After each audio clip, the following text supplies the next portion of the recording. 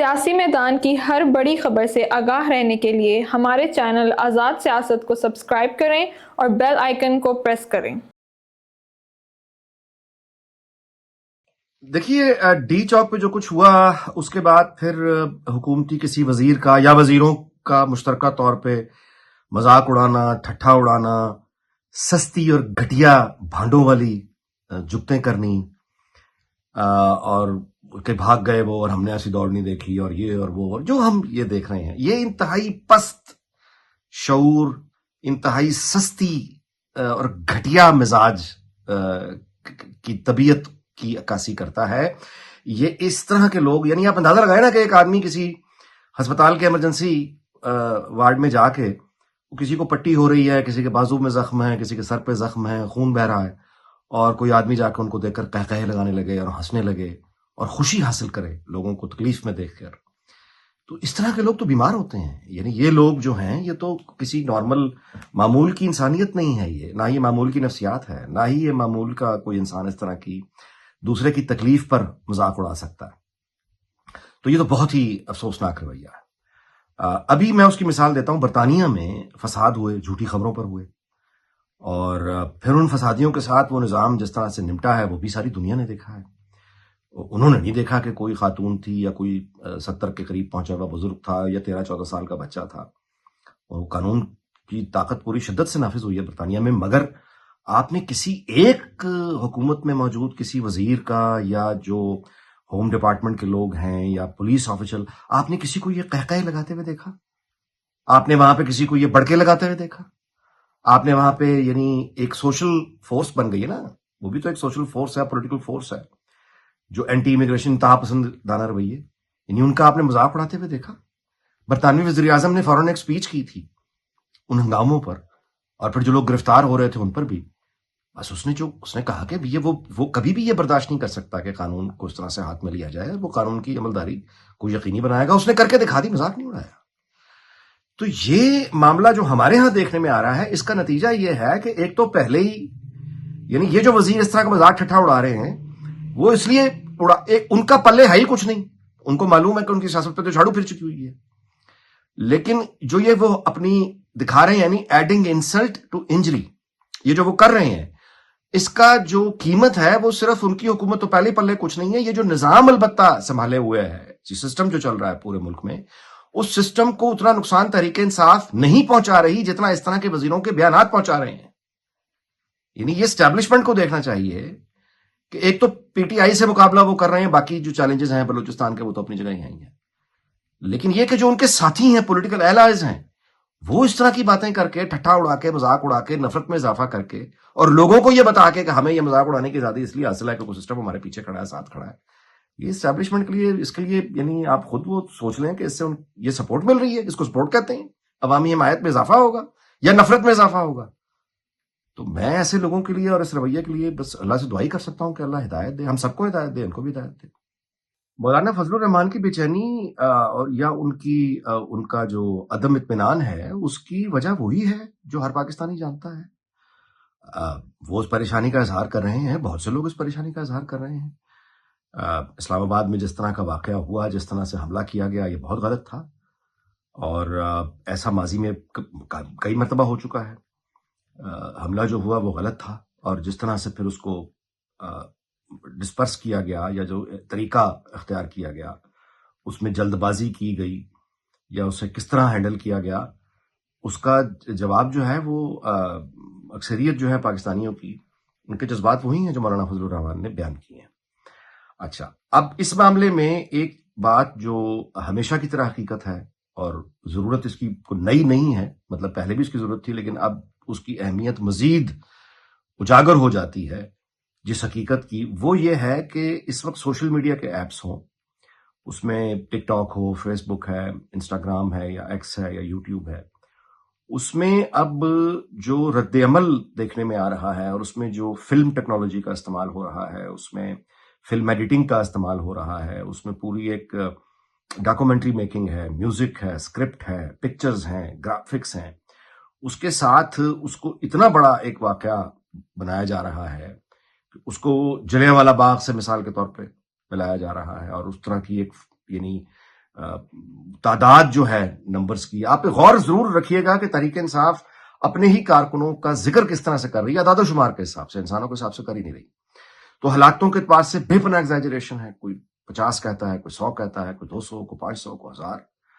اور یہ فلم کی ایک کہانی بنا بنا کے اس کی جو ہے وہ وائرل ہو رہی ہے. عمر چیمہ نے تقاضا کیا تھا کچھ دن پہلے کہ اب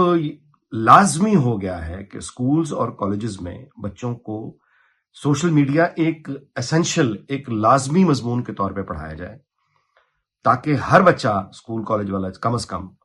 اس کے علم میں ہو کہ جھوٹی خبر کیا ہوتی ہے اور جھوٹی خبر کی پہچان کیا ہوتی ہے، جھوٹا پروپیگنڈا کیسے پکڑا جا سکتا ہے. یہ بہت مشکل نہیں ہے اگر ٹیکنیک سکھا دی جائے. اگر ٹیکنیک سکھا دی جائے تو یہ بہت مشکل نہیں ہے.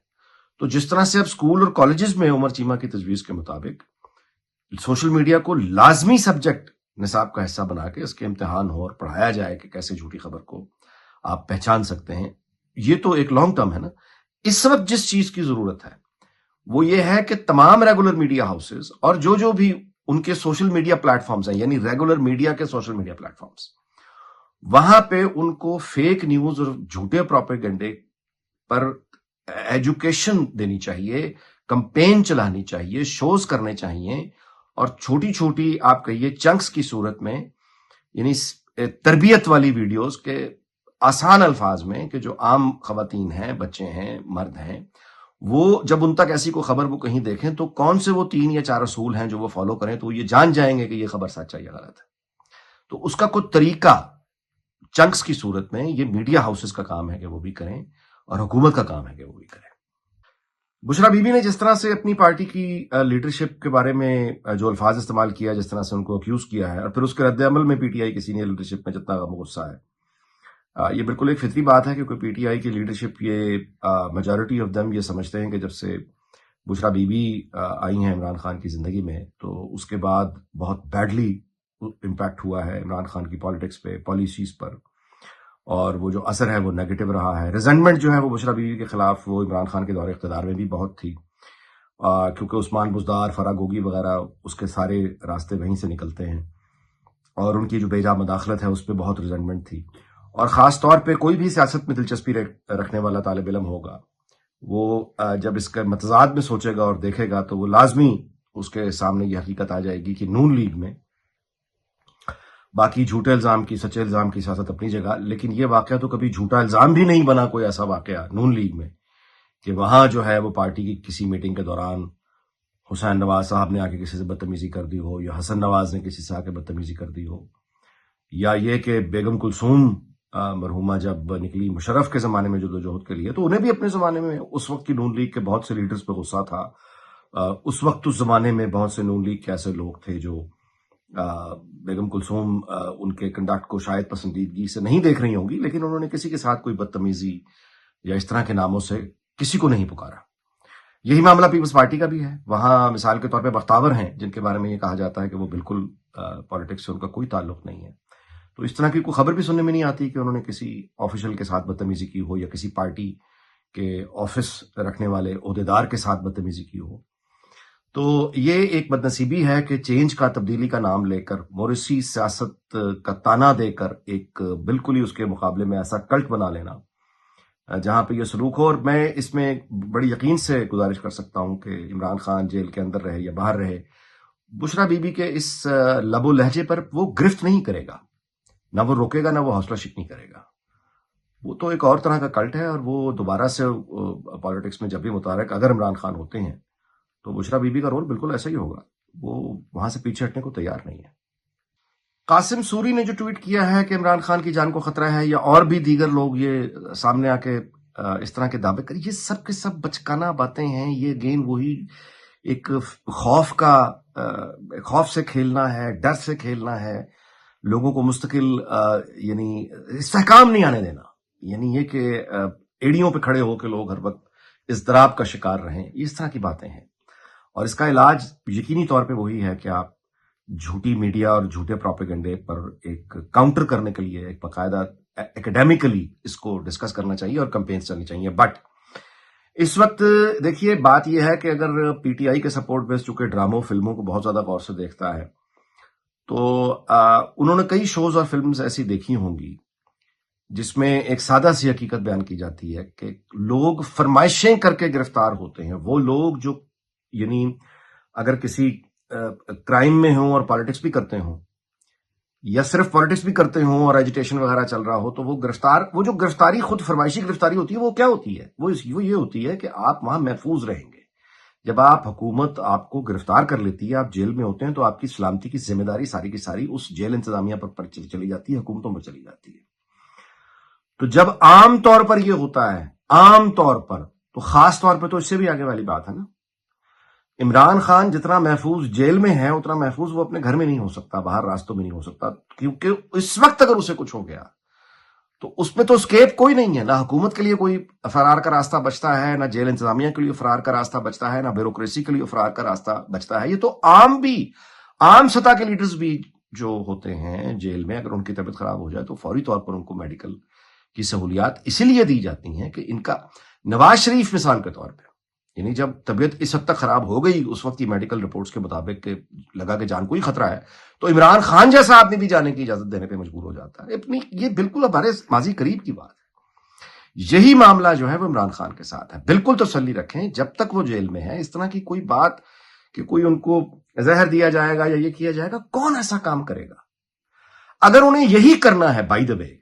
اگر چلیں یہ فرض کیجئے یہ جو آپ سمجھ لیں بدترین کوئی آمریت ہو گئی اس طرح, یہی کرنا ہے تو یہ کام تو ایک گولی کر دے گی, فائرنگ سکواڈ کے سامنے کھڑا کر دیں, یا اس کے علاوہ 10 چیزیں ہو سکتی ہیں. یوں اس کے لیے پھر لمبی چوڑی پلاننگ کرنے کی کیا ضرورت ہے؟ لیکن وہ کبھی بھی نہیں سوچ نہیں سکتا یہ کام کرنے کے لیے. کیوں کوئی ہنگاموں کو اس طرح سے دعوت دے گا؟ رہی بات یہ کہ کسی ادارے نے یا کہیں یہ بات ڈسکس ہوئی ہے کہ اگر ایسا ہو جائے تو کیا ہے, ممکن ہے کہ ایسا ہوا ہو, ممکن ہے ایسا نہ ہوا ہو. ایک واقعے کو, کسی میٹنگ کی سنی سنائی بات, کوئی حوالہ نہیں, کوئی دن نہیں, کوئی مقام نہیں, کسی فرد کا نام سامنے نہیں, کچھ بھی سامنے نہیں, ایک فرضی سی کہانی گھوم رہی ہے کہ کسی میٹنگ میں یہ بات ڈسکس ہوئی ہے. سو یہی کہہ سکتا ہوں کہ اس کو سنجیدہ لینا بہت ہی کم علمی بھی ہے, نادانی بھی ہے.